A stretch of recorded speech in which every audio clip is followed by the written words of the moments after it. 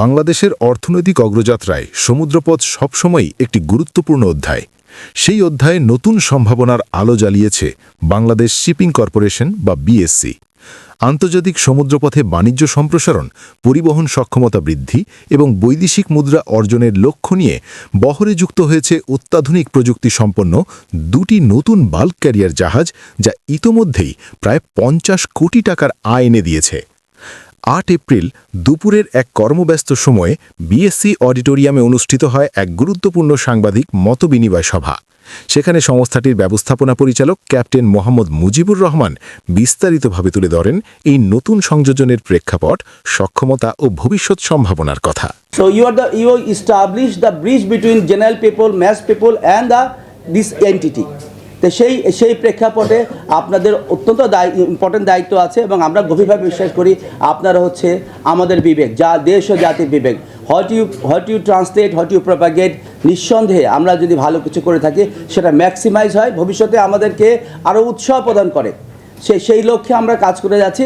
আমি একটু আমার একটা বক্তব্য, প্রেজেন্ট যেসব অ্যাক্টিভিটিস ইনভলভ, কিছু অবজারভেশন আছে আর ভবিষ্যৎ কী কর্মপ্রক্রিয়া আছে, তারপর আপনারা যে কোনো কোশ্চেন, আমি এর আগেও আপনাকে এই যখন সাংবাদিক সম্মেলন করেছি বা মত বিনিময় করেছি বলেছি যে আস্ক মি ডিফিকাল্ট কোশ্চেন। আপনাদের সামান্য অবজারভেশন আছে, এখান থেকে স্যাটিসফাই হয়ে যান, বাট স্যাটিসফাইড হওয়ার পরে কোনো ভুল তথ্য পরিবেশন করবেন না। তার কণ্ঠে ছিল আত্মবিশ্বাস। বাংলাদেশ এখন কেবল সমুদ্রপথ ব্যবহারকারী নয়, বরং একটি প্রতিযোগিতামূলক সামুদ্রিক শক্তি হিসেবে নিজেকে গড়ে তুলছে। নতুন সংযোজিত প্রতিটি জাহাজের ধারণ ক্ষমতা প্রায় ৩৮,০০০ ডেডওয়েট টন, যা আন্তর্জাতিক মানদণ্ডে একটি শক্তিশালী বাল্ক ক্যারিয়ার হিসেবে বিবেচিত।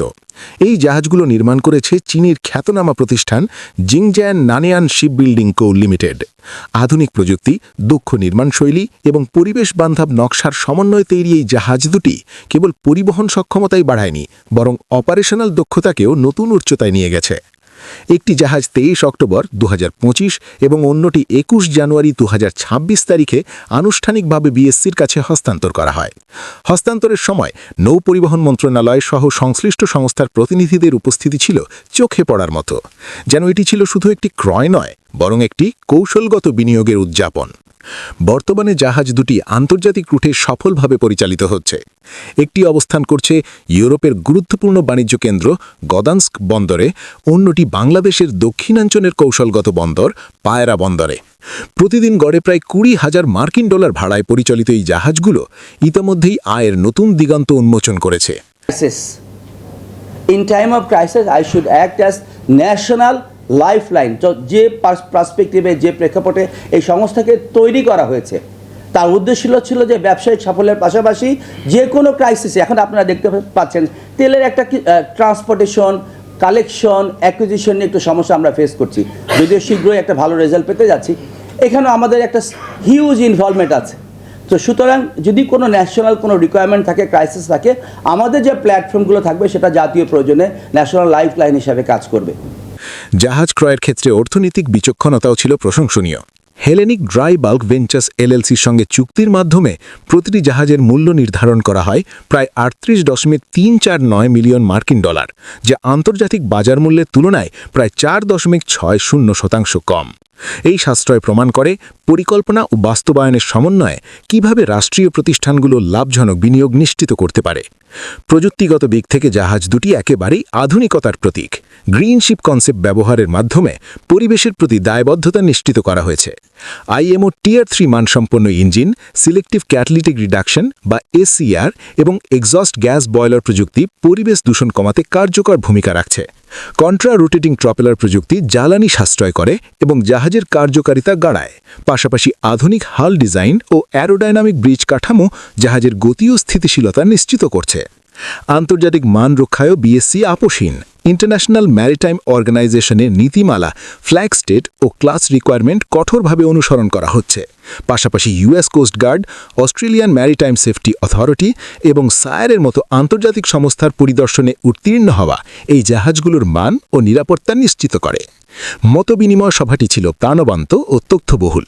বিভিন্ন গণমাধ্যমের সাংবাদিকরা তাদের প্রশ্নের মাধ্যমে বিষয়টির নানা দিক তুলে ধরেন। বিশেষ করে চট্টইলচিত্র ও দি ট্যুরিস্ট পত্রিকার পক্ষ থেকে করা প্রশ্নগুলোর জবাবে ব্যবস্থাপনা পরিচালক স্পষ্ট ও সন্তোষজনক উত্তর দেন। তবে সাংবাদিকদের ব্যাপক উপস্থিতির কারণে অডিটোরিয়ামের পরিসর ছোট হয়ে পড়ায় অনেকেই কিছুটা ভোগান্তিতে পড়েন, যা ভবিষ্যতে আরও বড় পরিসরে আয়োজনের প্রয়োজনীয়তার ইঙ্গিত দেয়। 6টার মতো ন্যাশনাল ফ্ল্যাগ ক্যারিয়ার আছে, আর আমরা হচ্ছে state own national flag carrier, রাষ্ট্রায়ত্ত সরকারি পতাকাবাহী অর্গানাইজেশন। আমাদের এই দুটো অর্গানাইজেশন আছে। আমাদের প্রতি যে আইনের মাধ্যমে যে দায়িত্বগুলো দেওয়া আছে, অন্যান্য ফ্ল্যাগ ক্যারিয়ারে ঠিক ইকুয়াল সেই রেসপন্সিবিলিটি নাই। সুতরাং কিছু রেসপন্সিবিলিটি আমাকে দেওয়া আছে, অ্যাট দ্য সেম টাইম কিছু প্রিভিলেজও দেওয়া আছে। সেটা কীভাবে দেওয়া আছে? ফ্ল্যাগ ভেসেল প্রোটেকশন আইন 2019 বলা হয়েছে, সরকার যদি কোনো জিনিস ইম্পোর্ট এক্সপোর্ট করে তার 100% প্রথম প্রায়োরিটি পাবে হচ্ছে state own national flag carrier. So আমার প্রতি যেমন কিছু রেস্ট্রিকশন আছে, কিছু প্রিভিলেজ আছে, কিছু অ্যাডিশনাল রেসপন্সিবিলিটি আছে। ভবিষ্যৎ পরিকল্পনা প্রসঙ্গে ক্যাপ্টেন মুজিবুর রহমান জানান, আন্তর্জাতিক প্রতিযোগিতায় এগিয়ে থাকতে বিএসসি আরও আধুনিক জাহাজ সংগ্রহের উদ্যোগ নিচ্ছে। ডুল ফুয়েল মাদার ট্যাঙ্কার ও মাদার বাল্ক ক্যারিয়ার যুক্ত হলে সংস্থাটির সক্ষমতা আরও বহুগুণ বৃদ্ধি পাবে। বিশ্লেষকদের মতে এই উদ্যোগ শুধু একটি প্রতিষ্ঠানের সাফল্য নয়, এটি বাংলাদেশের সামুদ্রিক অর্থনীতির জন্য একটা বড় অগ্রগতি। সমুদ্রপথে বাণিজ্যিক পরিবহন যত শক্তিশালী হবে, ততই দেশের বৈদেশিক বাণিজ্য সম্প্রসারিত হবে এবং অর্থনীতি পাবে নতুন গতি। অতএব নীল সমুদ্রের বুকে ভেসে চলা এই জাহাজগুলো কেবল পণ্য বহন করছে না, এগুলো বহন করছে বাংলাদেশের স্বপ্ন, সম্ভাবনা এবং এক শক্তিশালী অর্থনৈতিক ভবিষ্যতের বার্তা।